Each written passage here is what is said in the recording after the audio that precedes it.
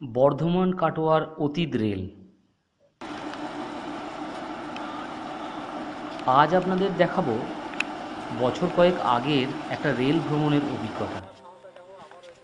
শীতের সকালে বর্ধমান স্টেশন থেকে ইএমইউ ট্রেন ধরে চলে আসি বলগোনা স্টেশনে। এখন তো বর্ধমান কাটোয়ার পুরোটাই ব্রডগেজ এবং ইএমইউ ট্রেন চলে। আমি 2013 নাগাদ যখন গিয়েছিলাম তখনও বলগোনা থেকে কাটোয়ার মধ্যে চলতো একজোড়া ডিজেল ইঞ্জিন। 2.5 ফুটের লাইন ধরে তাদের ছিল যাতায়াত। বলগোনা স্টেশনের পাশে বেশ খানিকটা নিচে সরু পাতের একজোড়া লাইন। ব্রডগেজ লাইনের যাত্রীরা অপেক্ষা করে আছে কাটোয়ার ট্রেনের জন্যে। দূরে কুয়াশা ঠেলে ক্রমশ দৃশ্যমান হয় 5 কাবরার সবুজ এক রেলবাস এগিয়ে আসছে স্টেশনের দিকে। ট্রেনটি আসছে কাটোয়া থেকে। ট্রেন থামতেই দ্রুত পায়ে এগিয়ে আসতে লাগলো স্টেশনের দিকে যাত্রীরা। সেখানে দাঁড়িয়ে আছে বর্ধমানগামী ট্রেন। সে ট্রেন সময়সূচি মেনেই চলবে।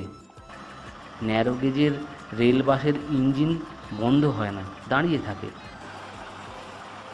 কাটোয়ার দিকে যাত্রীরা ওঠে। এই ট্রেনের অত তেমন তাড়া নেই, ধীরে সুস্থে গেলেই হলো।